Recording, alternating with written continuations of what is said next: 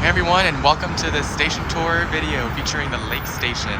So stay tuned to see all the station has to offer.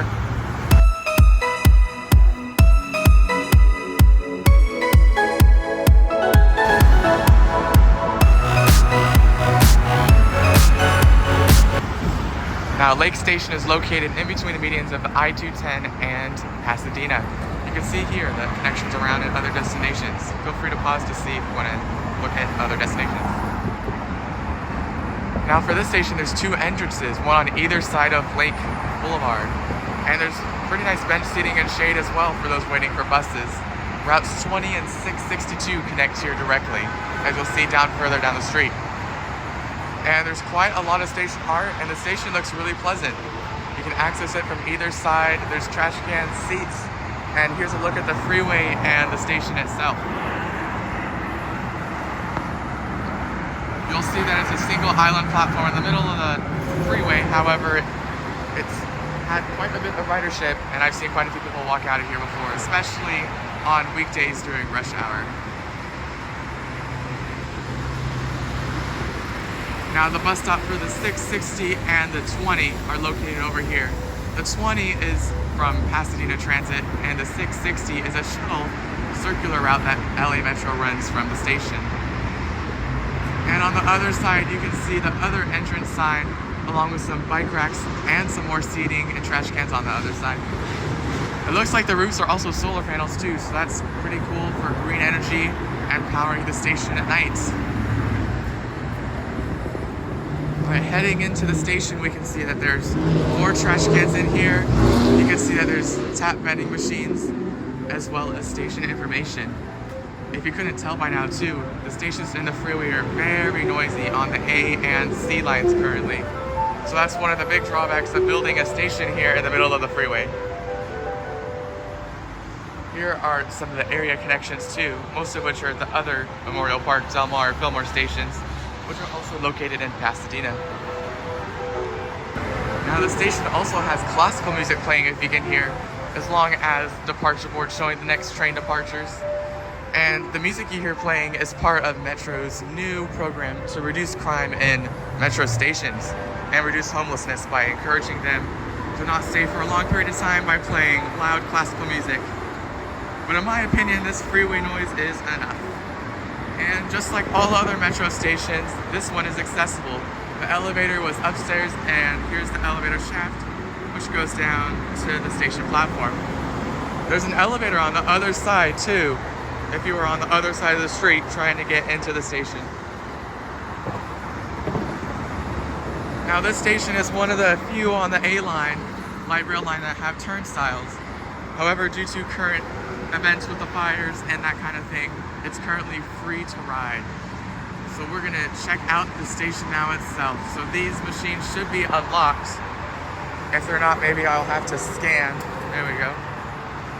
And here we are inside the station. You can see here that there's more station information and trash can available too. There's quite a lot of trash cans. It's quite a trend I'm noticing.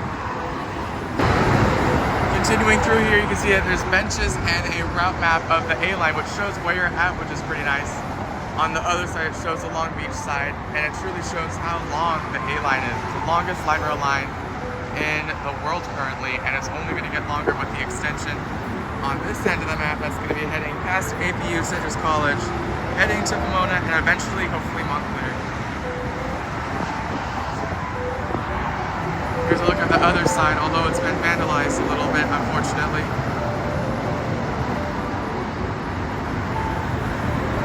And heading down, there are clear signs showing which side you want to be on for your train, and with more station information. The station's got quite a bit of benches and some good amount of shade here on hot days, alongside good station accessibility information too for those looking for an elevator or an accessible way out of the station. There's health points over here and more information signs over here that showcase a variety of safety announcements and train arrival announcements. Over here you can see another one of those station signs that showcase the route.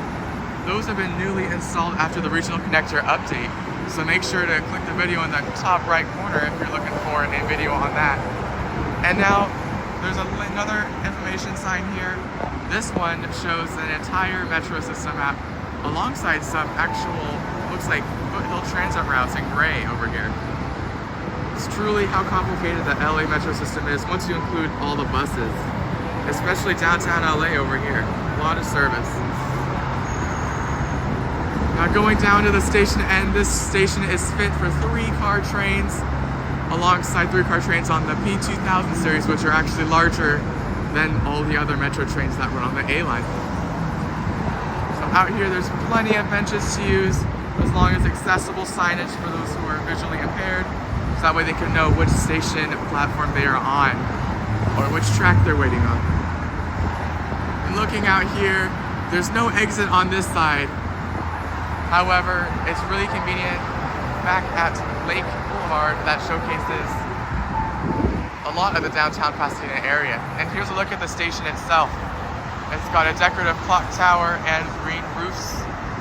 This is probably one of the better freeway stations in my opinion on the A line, especially when comparing it to Allen and other stations that seem like they're just a platform in the middle of the freeway without any sort of decoration or sort like that. Looks like a train is approaching here. Alright, and with that, overall this station is a pretty good facility for what it is, being a median station in between the 210 freeway. Now they could definitely use some things like noise barriers here, however I do know the platform's kind of narrow here. And with that, let's check out some of the trains that serve this station.